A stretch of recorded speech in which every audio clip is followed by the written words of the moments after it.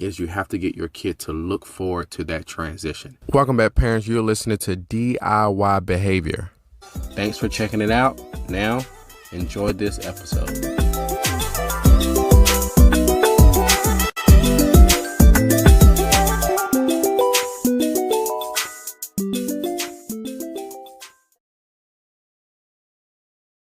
A common parenting issue is when summer is over and your kid does not want to go back to school, which then makes the school drop off full of crying, protesting, screaming, or any other behavior to express that they don't want to go back to school. This could even apply for kids who change schools or infants and toddlers who are in daycare. Transitioning into school or daycare can be tough to parents, so listen up because we're going to discuss hard transitions. All right, so first, let's discuss hard transitions. How do you know that the transition is the issue?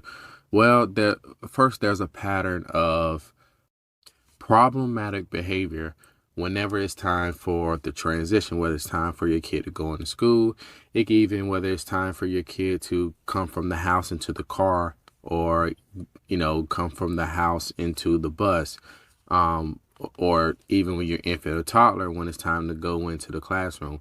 When there's a pattern, meaning this, you're seeing this as a parent, you're seeing your kid engage in this problem behavior multiple times, maybe 2 or 3 times at least, then you know that there's a rough transition. If it's only once, I wouldn't be so quick to label it a difficult transition, but if you see it a pattern of 2 or 3 instances of your kiddo engaging in some problematic behavior whenever it's time to transition, then we can label it as that. Now, once we've gotten that out of the way, we can now say that that transition is aversive. Aversive meaning that me separating either from parent or me going into this school is undesirable, or there's a strong dislike. Now, the first step into solving this problem is to figure out why.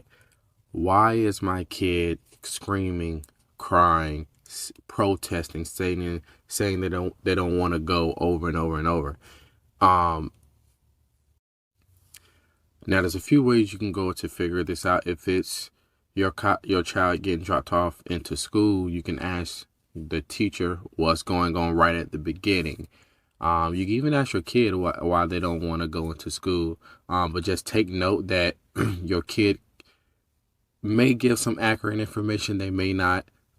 So not only ask them, but ask teacher, ask principal, ask anyone who is in the drop-off area or is coming in contact with your kiddo in the beginning area.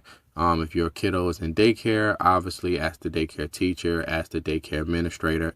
You can even look at cameras, but figuring out why. Is it a certain teacher that your child is not looking forward to? Is it because it's a noisy environment, especially for our infants and toddlers?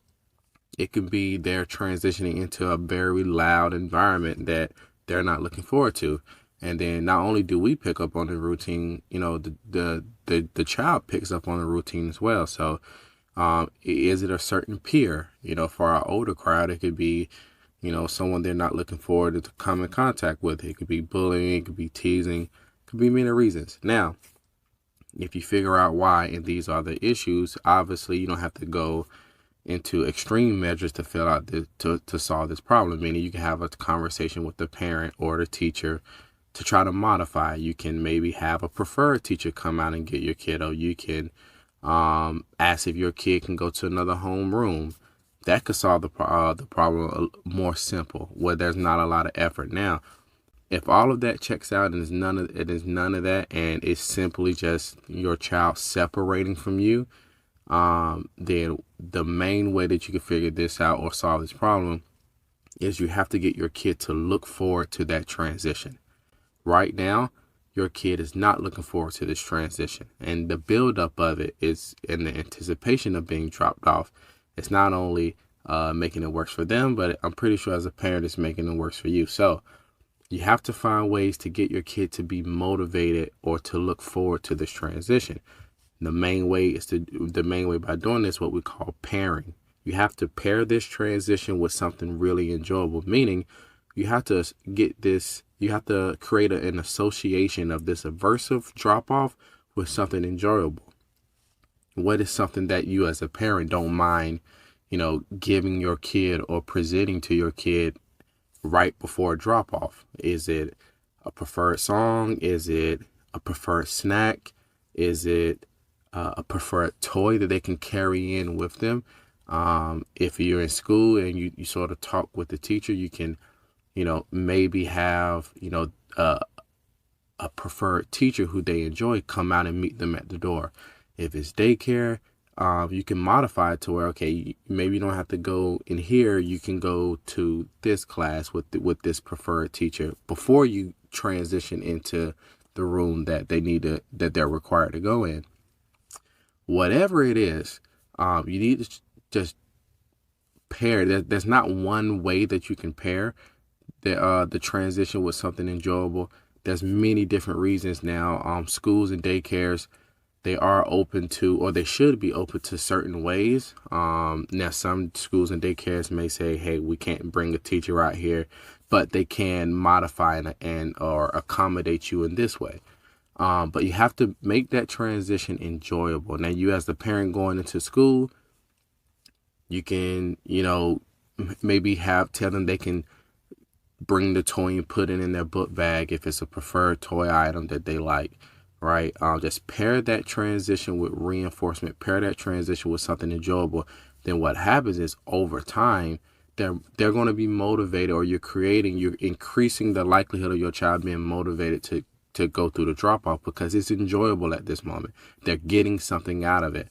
A lot of times the transition isn't enjoyable because they're not getting anything out of it except, this, I don't want to use it, but maybe quote unquote heartbreak from separating from parent, or, they are, anxiety for going into this aversive situation. They're not getting anything out of it, but, they come out on the short end of the stick. So you as the parent, talk with the school, talk with the daycare center, to see how can we make this transition enjoyable for your kid. And then over time, what you can do is, as well, once the transition is becoming enjoyable, you can sort of try to fade out that enjoyable item that they have. If it's a candy, if it's a preferred song, if it's a toy, you can say, hey, now let me hold on to it, and I'll bring it when you get out of school. Or if it's a preferred teacher, you can say, hey, all right, now you'll see the teacher when you get to class, right? To where it's more natural and they're not relying on this enjoyable thing in order for them to, go to school calmly. Okay, so if you're dealing with bad transitions from your kiddo, just know a lot of parents, the hundred thousands of parents are each and every day. 2 steps to this. First step would be to figure out why, right? Is it a teacher they're not looking forward to seeing? Is it a peer? Is it a noisy environment? Or is it just from separating from you as a parent? After you figure out why, try to pair that transition with something enjoyable. Try to get your kid to look forward to that transition, and that'll make not only your kid's life easier, but your life as well. All right, that's my time. The number one question to ask yourself when it comes to your kids' behavior is, how can I set them up for success? Until next time, parents.